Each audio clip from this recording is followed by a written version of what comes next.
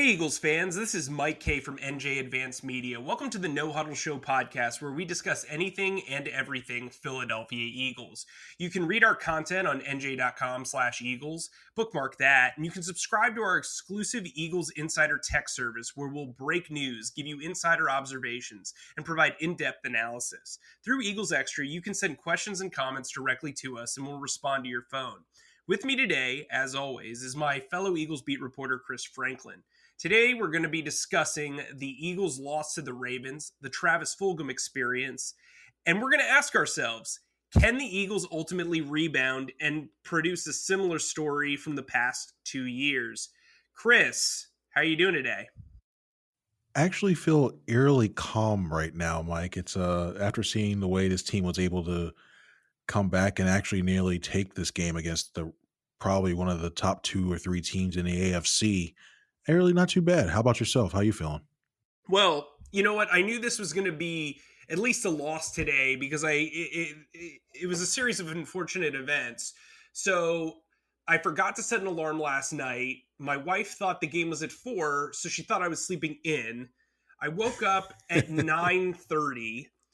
Typically on game days, to give you a behind the scenes, I wake up at like 7:30, have coffee, kind of read some headlines, and then head out the door and try to get to the game very, very early. I'm a creature of habit.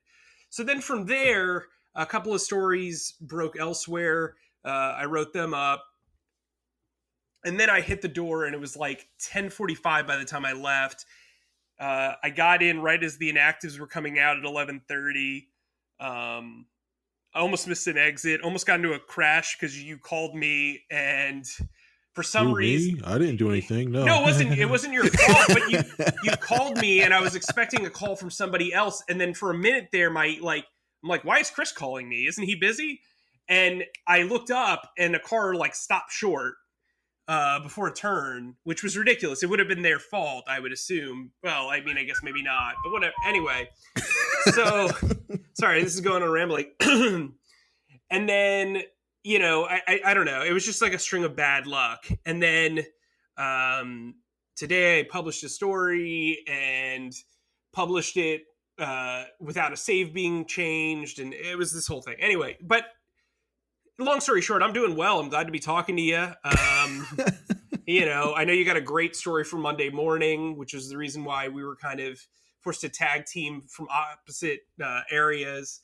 But, the game was interesting. It was a fun fourth quarter. We've got a lot to talk about. And for some reason, the fan base is extremely optimistic after this one. I think it's like you said, with the Ravens being one of the top teams in the league, to see the Eagles battling with only 2 regular starters on offense and Carson Wentz and Jason Kelce score those 3 touchdowns.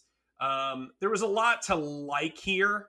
I thought there was a lot to not like either. I was very critical of Carson Wentz. I thought his performance was pretty inconsistent and uneven. And we'll get into that a little bit. But what's your overall takeaway from the game?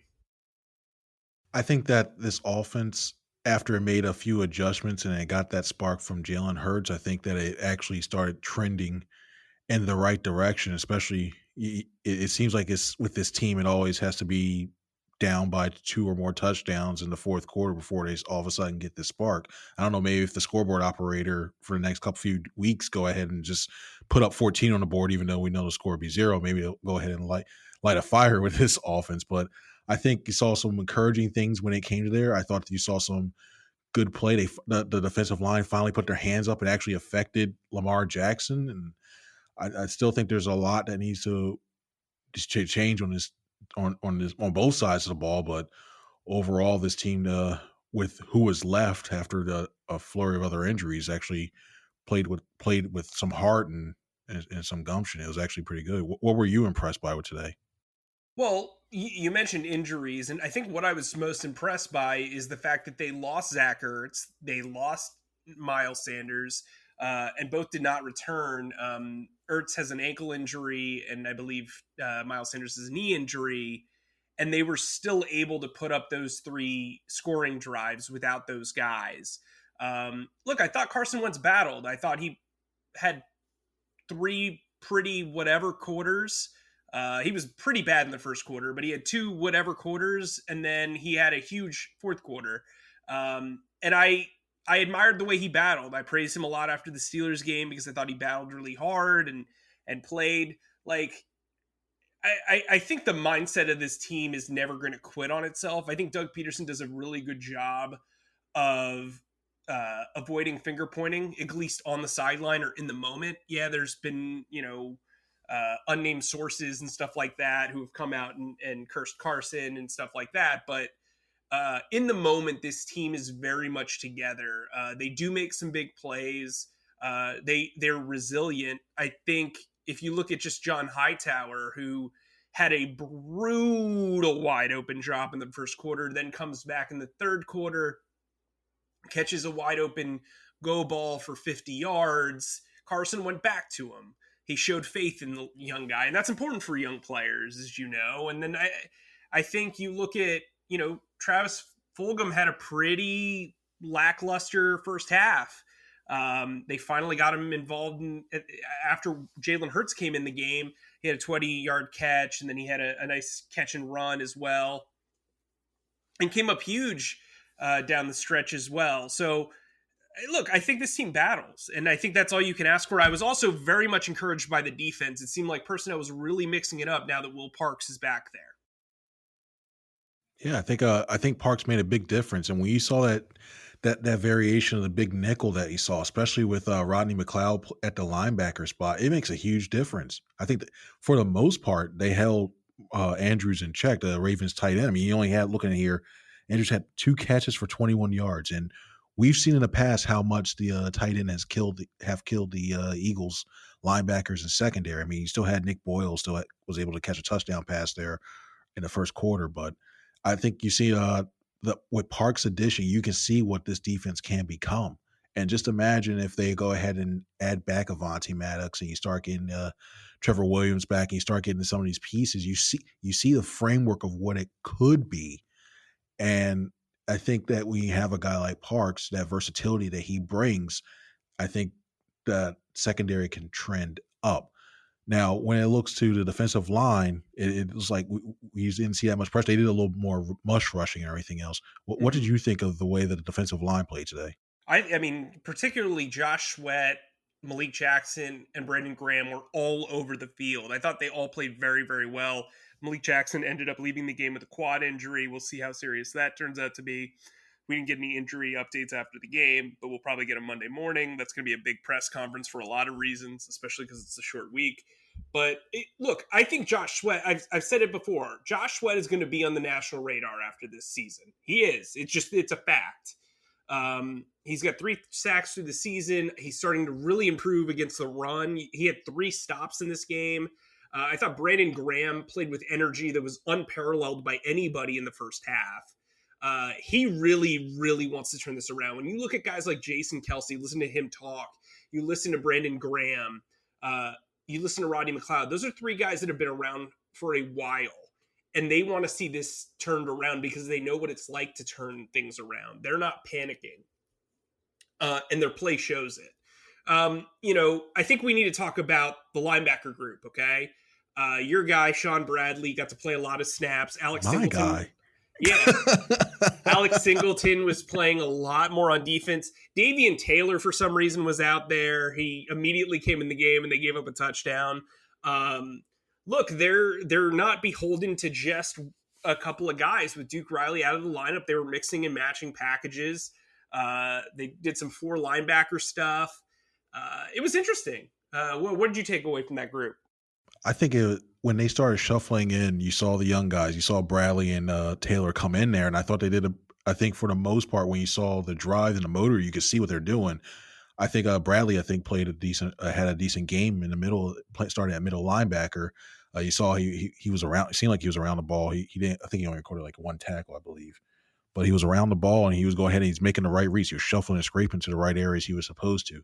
Taylor, you can see that he was supposed to be a project coming in this year, and he showed it. I mean, a couple of times, like he saw he had Nate Gary syndrome, where you saw the back of his jersey a couple of times, but that's expected with the young guys. But I think I'm a little bit more encouraged that Jim Schwartz is actually blowing out and putting them out there and letting them go ahead and see this, because I think right now with the crew that you did have when you had Duke Riley and Nate Gary being your starters, you saw some things that were left to be desired. And I think personally, I think Taylor's a more athletic linebacker than Gary, and I think Bradley's a better linebacker than Gary as well too. So getting those guys on the field, I think, could definitely help out in the long run. There's still some stuff that has to be changed. They have to get on the same page when it comes to these read options, because we saw Lamar Jackson just come up there and gashed them right in the middle. But overall, I thought it wasn't too bad. Now, would you, with TJ, if TJ Edwards were to come back, and you also have Duke Riley were to come back as well too, would you still play Bradley and Taylor as many minutes as you did today? Probably not, but I think Bradley definitely should be on defense. I think he's clear cut at worst the third linebacker in this group. I think a base situation of Gary, Edwards, and Bradley makes sense moving forward. I think Singleton's done some good things in the running game, not really terrific in the passing game, but I mean, look, again, he didn't play defense for a whole year, so I mean, he's kind of getting his feet under him in that regard and playing those minutes and everything like that. Your guy, Singleton. Yeah, my guy Singleton. Look, cornerback, they would really like to have Avonte Maddox back. They moved Mills back to safety after 2 games at corner. You had Nicole Roby-Coleman and Crevon LeBlanc kind of splitting that role as one of them moved inside, and they were kind of trying to disguise coverage, but they were losing out to some bigger guys. Look, this team is not a very good third down team. That's the problem here. They got to get off the field. And I think when we look at this defense, you find yourself saying, well, the defense isn't playing that poorly, but then they give up. I mean, they only gave up 6 of 16 third downs, but it just kind of feels like in those key moments, they're giving up on third down. You know what I mean? And it's like, even when they're third and long. And so I think, look, the Eagles have a lot of work to do, like you said, on both sides of the ball. The offensive line was absolutely atrocious. Jamon Brown, who was filling in for Matt Pryor at right guard, had maybe one of the worst games I've ever seen for an offensive lineman, especially a debuting one. The first play of the game, he gave up a sack to Calais Campbell. Calais Campbell had 3 sacks in the game. I believe all 3 were against Jamon Brown. On the second series of the game, Jamon had a full start. But I mean, look, he was out of action for 5 weeks. Was on a practice squad. It wasn't ideal, but then again, it makes you appreciate Matt Pryor maybe a little bit more than you did. What's your take on the offensive line as it stands right now? Well, I'm a little concerned right now as it's going on. When we saw Jack Driscoll being limping off the field, and it's bad enough you had Lane Johnson limping off, and now you have Driscoll limping off. Now you're stuck with Toth possibly, and you have to you're hoping that you get Johnson back, or Toth. I mean, not Toth. Driscoll somehow heals up on a short week against the Giants, which you really need this game. So it's a little worrisome about that. Jamon Brown did have a bad game. There's no way you cannot sugarcoat that whatsoever. Even if you're an optimist, you cannot sugarcoat that. I mean, Calais Campbell on one rush just threw him aside and on his way. Like, he just tossed him like it was a rag doll on his way to Wentz. And you think, and it's going to be interesting. I mean, Pryor continues to test negative. He's going to be available for Thursday night, so that's going to be a good thing. One thing I did say, I thought I was is impressive again. I thought the left side of that offensive line held their own again for a second straight week. And you could see that the more and more they play together, the more and more they start to get used to it and feel each other's nuances and angles and everything else. So I think overall it's not bad at all. Now, do you see any concerns if you do have Lane Johnson coming back at about 60, 70% and that ankle still going? Would you put him in there against the Giants on Thursday night? See, my guess is that they thought that he could play this weekend if needed. But given that the Ravens are an AFC team, they were heavily, I don't want to say like they were playing to lose, but they were a heavily favored team, and you're coming into a short week against a division rival where you have to win all your division games, because that's the key, that's the golden ticket. I'd imagine that Lane Johnson was sat mainly due to the short week this week. Just like I think Deshaun Jackson's returning next week because it made more sense to bring him back against the Giants. This game, in the grand scheme of things, is not going to matter a lot because A, it was an AFC loss, and B, the NFC East is absolutely atrocious. So I think looking at that and trying to think ahead, maybe that was the smart move. Um, what I will say is there are a couple of things. I want to do a small segment where this, you may not have noticed this, but it's kind of a big deal. And I noticed that the ball was kind of loose in this game. While they only lost one fumble. Greg Ward fumbled both of his receptions, and both went out of bounds. Miles Sanders obviously fumbled when he hurt his knee. Um, you know, there were moments in this game where it just it seemed a little too sloppy for comfort, and it's just something I want to keep an eye on. What's something that you noticed that stood out that you're a little bit concerned about that you think is probably a bigger deal than it's being played up to be? I think when it comes to the production you're getting out of a Boston Scott right now, because we saw when it came to that 2-point play when they're going to try to go ahead and tie the game, and you see when he's running a little bit. I don't know if he's having trouble finding the holes.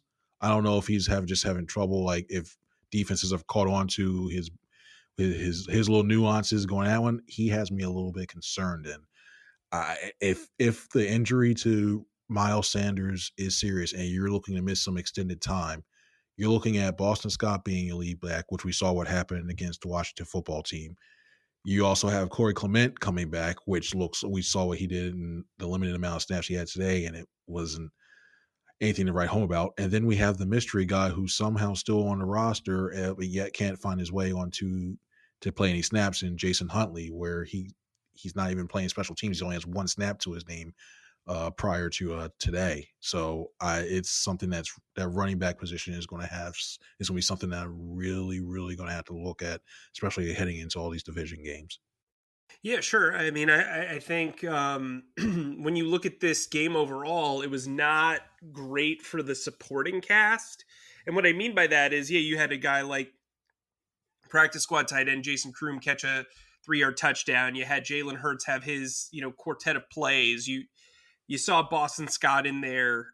They trusted him on an RPO 2-point conversion at the end of the game, which looked like it was failing from the jump. Mm-hmm. So I mean, this was not a very great effort for the supporting cast. But then you turn around, you look at guys like Richard Rodgers having 3 catches for 31 yards once Zach Ertz leaves the game. You look at a guy like John Hightower bouncing back. You look at the impact that Jalen Hurts had in the running game, and it would not shock me if he gets a lot of run against the Giants on Thursday, mainly because I doubt that Miles Sanders plays with the knee injury on 2 or 3 days rest. So that's intriguing to me. I want to transition to some positive stuff because it does seem like just gauging social media, there was a lot of positive to come out of this. I thought Carson Wentz and Doug Peterson were both very positive in a way that they haven't been after previous losses. And it felt earned, it was earned positivity. It wasn't like, hey, I'm just going to say the right thing. So Travis Fulgham, let me lay this down for you. In 3 games, he has 18 catches for 284 yards and 3 touchdowns. Okay? You're probably sitting there thinking to yourself, wow, that's pretty impressive. Let me make it more impressive for you. So I did some research. Carson Wentz has never had a 3-game stretch with a wide receiver like this before. The closest thing I found was Alshon Jeffrey's first 3 games of 2018. That was 18 catches for 218 yards and 3 touchdowns. So if you do the math there, that's what? 66 less yards. But, the touchdowns are similar. The catches are similar. So Fulgham is getting more yards per catch than the best stretch of Carson Wentz and Alshon Jeffrey's relationship. Then last year, there was a stretch that was Buffalo, Chicago, Miami, and Alshon had 17 catches for 237 yards and a touchdown. But again, not the full Fulgham, as they call it in my neck of the woods. Now, Ertz has had some performances like this. He had a 3-game stretch last year of 20 catches for 288 yards and 2 touchdowns. Very impressive.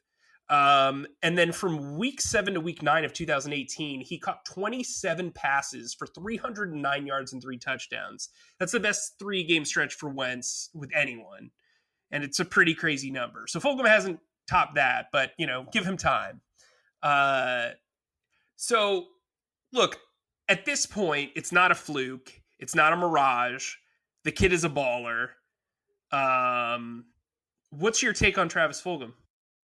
I think I was this. I was a little worried early on, and I can't wait to see the all 22 to see if they were trying to do something. Well, I don't know if they were rolling a safety over to make sure They were. Therefore, okay, perfect, good. I'm glad as he's able to see that because they were trying to take him away, and I think Fulgham, he's obviously earned the respect of Wentz. And one thing I like as looking back after a game is to see targets because especially in an offense like this, the Eagles try to spread the ball around so they can't focus on one person and try to make it more tough for defenses to cover them. The fact that Fulgham now actually had the same amount of targets as Ertz, they both had 10 targets today. He's completely and utterly earned Carson Wentz's trust and respect. I think he's earned uh, Doug Peterson as a play caller. I think he's earned his trust as well too, and it's earned. I mean, he's going in there when there's time. He's making contested catches, which is something we haven't seen in a while when it comes to his offense. He's going ahead when it comes to big moments. I mean, don't get me wrong. He should have had. I can't believe saying this, but he should have actually caught that Hail Mary toward the end of the half. It was right in his hands. He should have caught it, and that's one of the rare. I think he saw like 2 balls hit his hands this game, and it's a rarity because you're at the point now. You're like, oh wow, I thought he would make that catch. You're expecting it, so he's earned the right to stay on this roster, even with everything that's popping up there. I think he's earned the right to actually maybe have solidified a starting spot, especially if you're going against a guy like Marlon Humphreys in this Ravens secondary. He's definitely earned that. But I just had a quick question. Like, besides Fulgham, and we saw Ertz go with limping off as well too. Do you trust anybody else on this offense? With Sanders out, no. Like, that's the problem, right? It's like, eventually, if Ertz is out of the game, who are you bracketing, right? Who are you deciding to shut down? And it's like, look, Hightower bounced back here, but he's also dropped or poorly, what's the word I'm looking for? Poorly tracked, like at least 6 deep balls. Like, that's bad. Like, to the point where we had to write an article about it because it was so glaring that his issue with tracking the deep ball is just like, it's great. I remember talking to Maurice Jones-Drew about this before the season. Like, we were talking about how like the fast wide receivers could potentially open up lanes for Miles Sanders. And he told me this. He goes, it's great if they can run fast, but nobody's going to show safety respect to young wide receivers till they start making plays.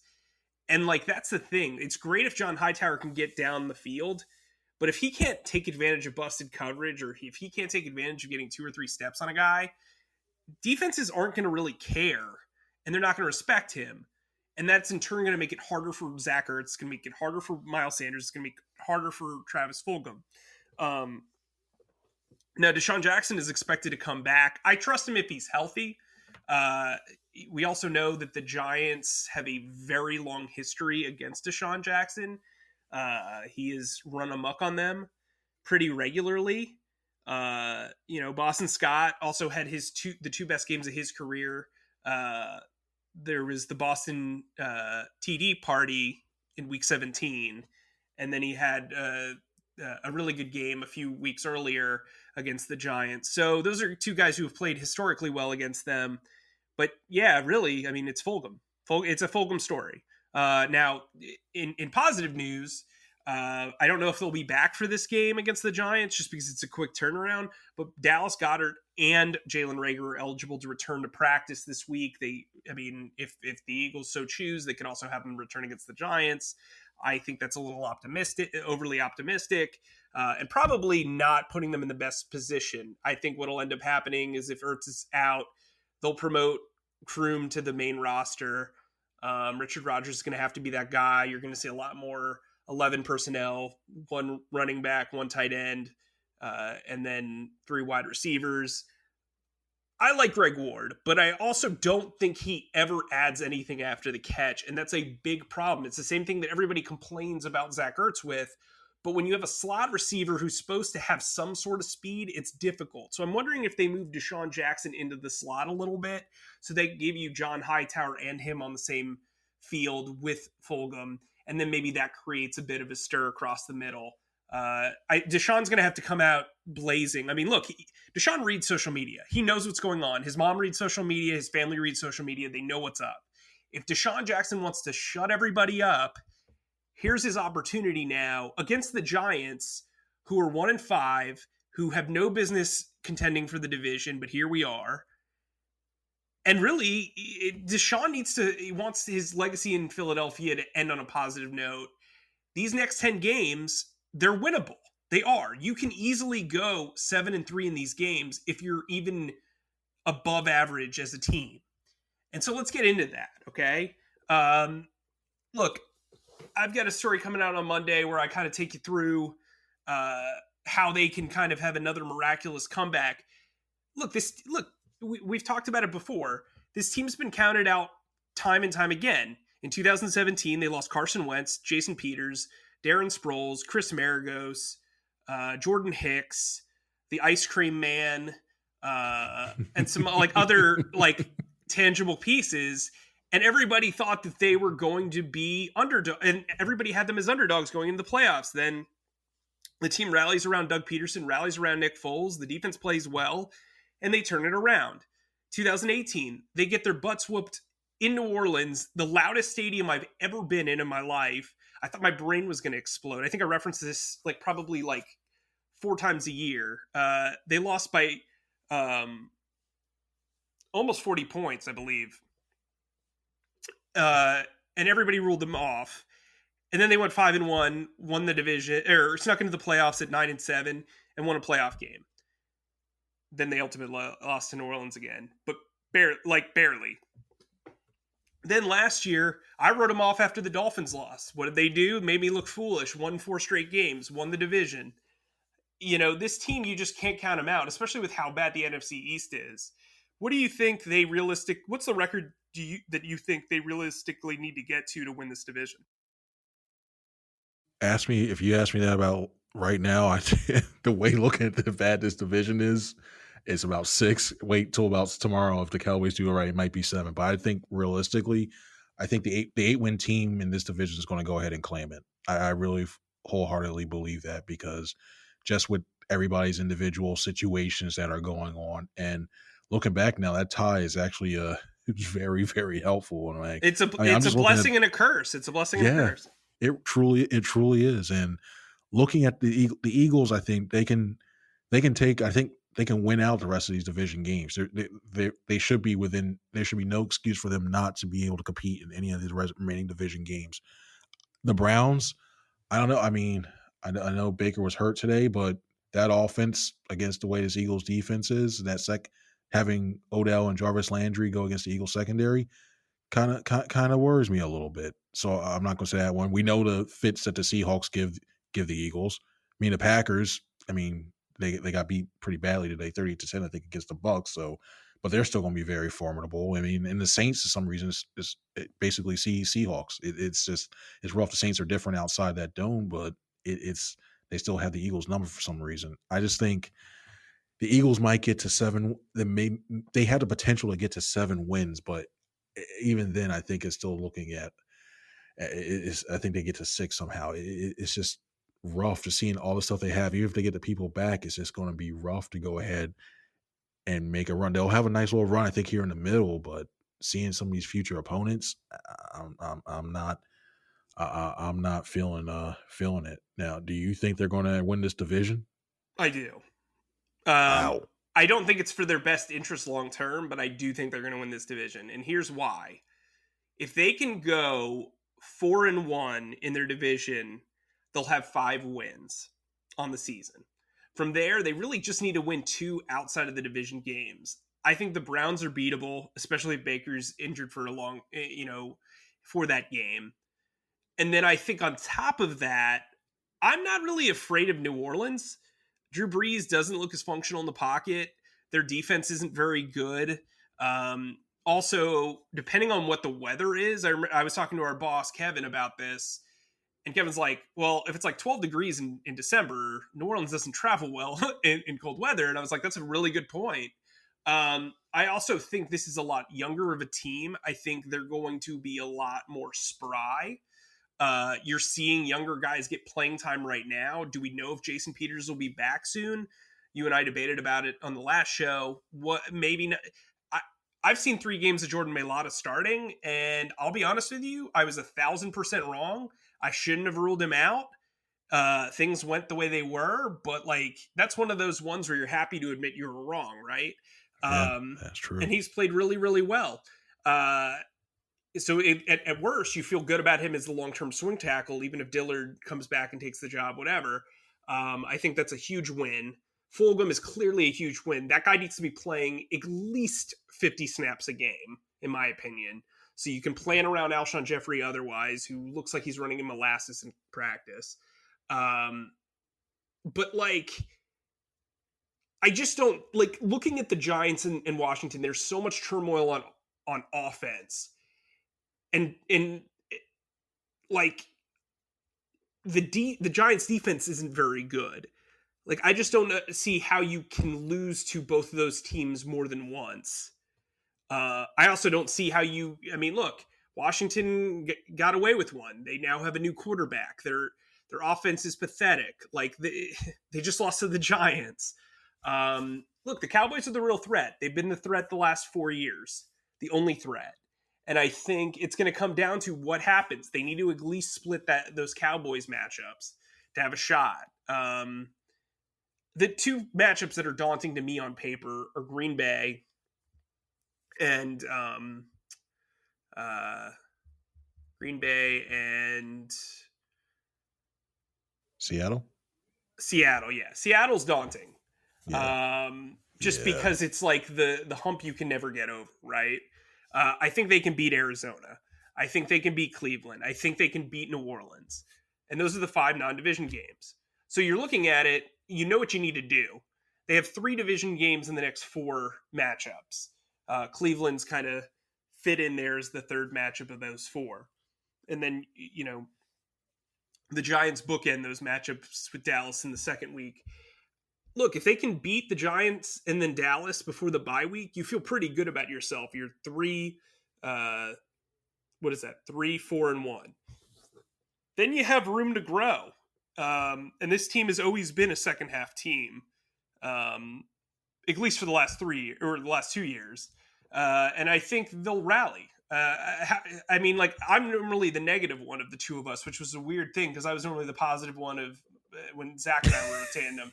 So it's been a little bit of, growing. But look, I think the emergence of Fulgham's huge. They have not had a wide receiver like this. And he not only makes contested catches, but he's getting the ball down the field. He's drawing penalties. Like the Ravens did a really good job of taking him out of the game in the first quarter, and then they couldn't stop him.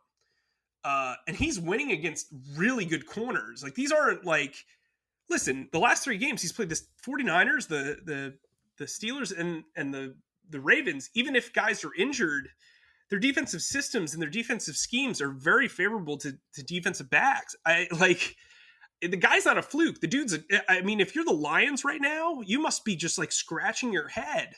What about Green Bay? Green Bay, they couldn't even notice his brilliance either. I mean, he's the best story of the year so far. It's not even close. I mean, I think Jordan Mailata is a great story too, but think about this. If you're an Eagles fan and you've discovered this diamond in the rough, which I think Eagles fans really like finding those undrafted guys. You remember how people were about DeAndre Carter. You know how people are about Greg Ward. Well, Fulgham's basically both those guys on like steroids and Pop Rocks and Monster Energy drink, like all in one. And I just think a quartet. I like using the word quartet. It's one of my favorite words. That's four guys of Fulgham, Rager, John Hightower, and Quez Watkins is really, really. Oh, and I guess if you want to make 5, Greg Ward. Those 5 guys moving forward and growing together, that's great because I'm pretty sure you're going to spend a first-round pick on a defensive end, a defensive tackle, or a corner next year, in theory. Or maybe you're spending it on, another tight end or whatever. But if you don't feel like you have to spend a number one pick on a wide receiver because you've already found Jalen Rager's tag team partner, that's huge. And I also think it speaks to Aaron Moorhead, right? Like we need to give Aaron Moorhead a little bit of credit here. John Hightower's a guy is like fits the model of a guy who would never succeed under the previous couple of wide receivers coaches. And he's out there and he's battling, and yeah, he's making his mistakes, but he's working through them. And that 50-yard catch was great. It set up a touchdown and a 2-point conversion. So, I think there's room for optimism here. I think Carson Wentz, we kind of, but let's close on Carson Wentz because Carson Wentz is a polarizing figure. To me, Carson had a really rough first quarter. The fumble gave him his 11th of the season. He leads the league in turnovers. It led to 7 points. Like, that's pretty damning. If you're going to, bless this dude for having a huge fourth quarter, you also have to take away the value of giving up 7 points early in the game. And I get it. Hightower had the huge drop. Miles Sanders had a drop touchdown that was perfectly thrown. But turning the ball over is magnified. And you as a former quarterback, I'm just curious how you feel about his performance overall in this game. Where do you think he still needs to improve? I won't fault him too much. I mean, let me start with the fumble. The fumble definitely, that was definitely on him, especially with the way that this Ravens defense likes to go ahead and punch out the ball. I think they lead the league in straight games with a turnover. Yeah, no, you always have to have two, even when you go down to the ground, you always have to put two hands, especially around a team that likes to go ahead and poke their arms around. Yeah, you have to protect that ball. So there's no excuse on that. I thought it was better. He didn't throw an interception. Like the point that we're at to the point, like, hey, he didn't throw an interception. Hey, that's good stuff.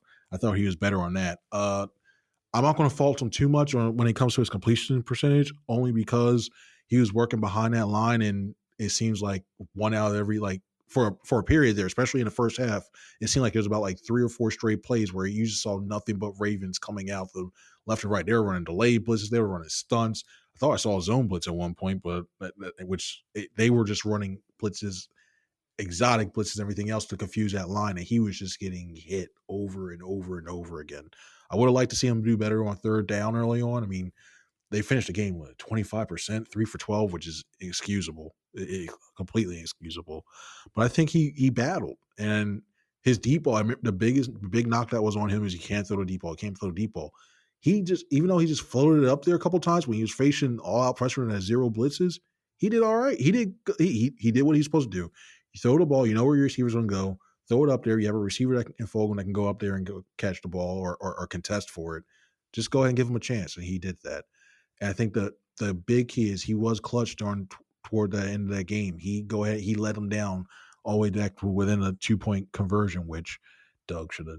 I mean, I like Doug being aggressive, but that was not, when it was 16-7, wasn't the right time to go ahead and do that. But that's a whole other argument.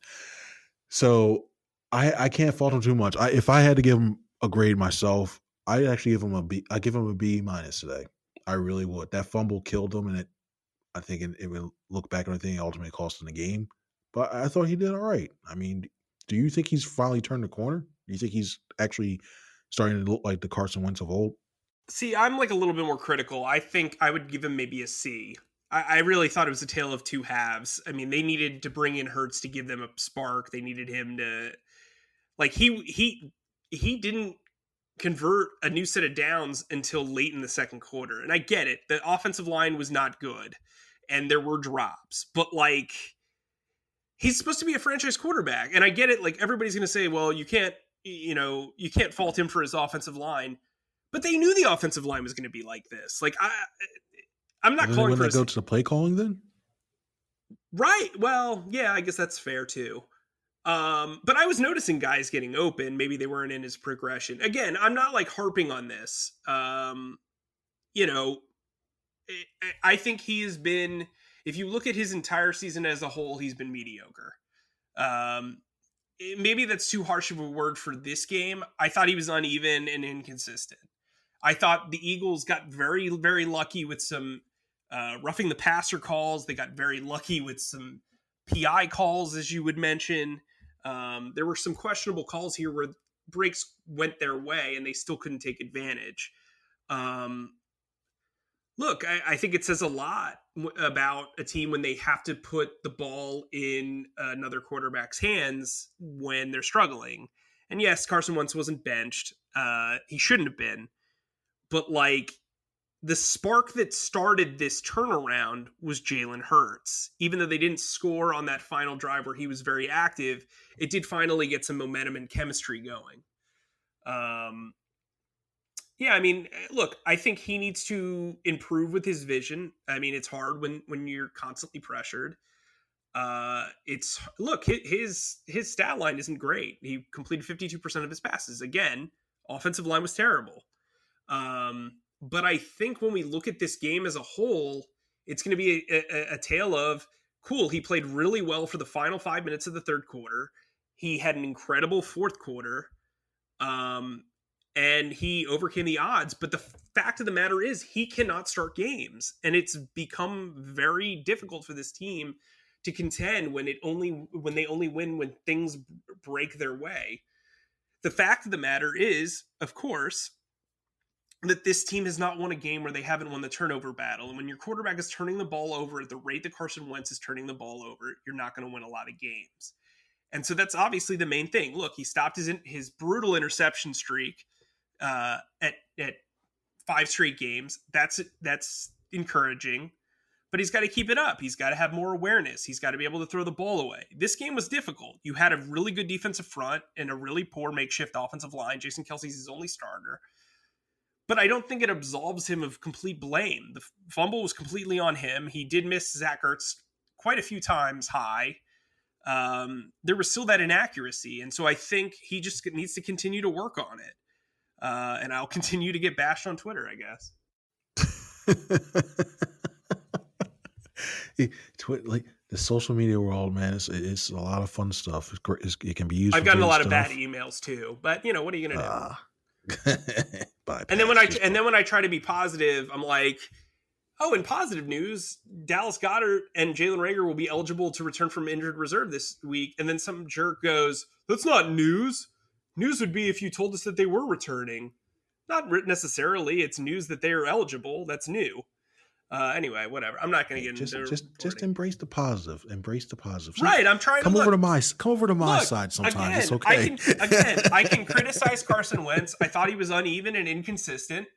I think as a whole during the season, for the most part, he's been mediocre. His numbers indicate that. I have no problem saying like he's been a beast on the run. That 40-yard run was one of the gutsiest runs I've ever seen for a quarterback. But he also tossed a touchdown pass that probably should have never happened with Fulgham. They did get that pass interference call that really helped them out in the game. Like, this wasn't like a complete like turnaround on his own where he picked them up. Like, he had a great fourth quarter. But the reality of the situation was he was part of the reason why they were trailing for most of the game. That turnover was huge. So, I mean, Chris, give me your final thoughts because we're actually running longer than we normally do. Drink a lot of coffee and get ready for the Giants. Oh, you know what? I'll give this one. People hate to see the punter go on the field. I'll give Cameron Johnson some love. Oh my God, he has been absolutely terrific. He had a rough punt today that looked like it was going to be awful. It ended up landing outside on the 25-yard line and turned out to be a pretty good punt. Like, there were people in the press box that were like, "Ooh, wow, that looks like a terrible punt." Turned out working out pretty well. But Cam Johnston, shout outs to Cam. Yeah. On that, he had a 66-yard one, and he flipped the field as well too because Lord knows they didn't get the defense. He actually gave the defense some breathing room a couple of times as well too, instead of having a poor field position. So I think you never want to see the only time anybody's ever glad to see the punter come on the field is when they actually go in the hole for a field goal or an extra point. That's it. So at the rate he's doing a good job. So I'll give him go on that one. And that's how I'll end on a positive note for that one too. I'll give love to the punter. There you go. Well, if you're going to do that, then I'm going to shout out Super Bowl champion Rick Lovato, who had 2 tackling assists on special teams today. No, I'm just kidding. So here's who I want to praise kind of towards the end, Malik Jackson. So Malik Jackson had a really impressive third down sack on too many Jacksons. So Malik Jackson had an impressive sack on Lamar Jackson that forced the Ravens to punt, which everybody in the press box was surprised about. They thought that Justin Tucker, the GOAT, was going to kick a long field goal because that's what he does. I just think Malik Jackson's played really well, and he actually just registered his first full sack of the season in this game. I know the numbers don't show it, but I think Malik Jackson is having an absolutely awesome year. Brandon Graham's halfway to 10 sacks. He just, I believe, passed Hugh Douglas on the all-time list. I think now he's in fourth or fifth place on the Eagles all-time sack list. Brandon Graham's wanted 10 sacks his entire career. That's like a very, low-hanging fruit storyline for this season. It would be pretty cool to see him get it because this could be his last campaign in Philadelphia. So, wow, we said a lot in this podcast. We did. Quite a bit. And we've got a busy night ahead of us. We're going to, curl up in our computer chairs and write some more. But anyway, remember, you can sign up for Eagles Extra, the text service, on NJ.com/text. Free 2 weeks. You can follow us during the NFC East battles over the next 2 weeks for free. And you can chat with Chris and myself. Also, remember to download the No Huddle Show podcast wherever podcasts are available. You get to hear Chris's wonderful voice on a regular basis. I think that's been a huge asset over the whiny voices of both Zach and myself. So when do I Venmo you for that comment? I don't know. I thought the check was already in the mail. Anyway, for Chris and his great voice and myself, we appreciate you tuning into the No Huddle Show podcast. We appreciate Chris laughing at my terrible jokes because my wife's tired of doing it herself. I got the Venmo for that. Oh, I should know. We normally have the podcast on Thursday. We'll do a podcast on Wednesday just to kind of shake it up a bit, just because it is a short week. So yeah, we'll talk to you on Wednesday. Look out for the podcast. Download us. Did I just say download us? Download us. Anyway, this has been a long one. It's 10 o'clock. Have a great night, guys.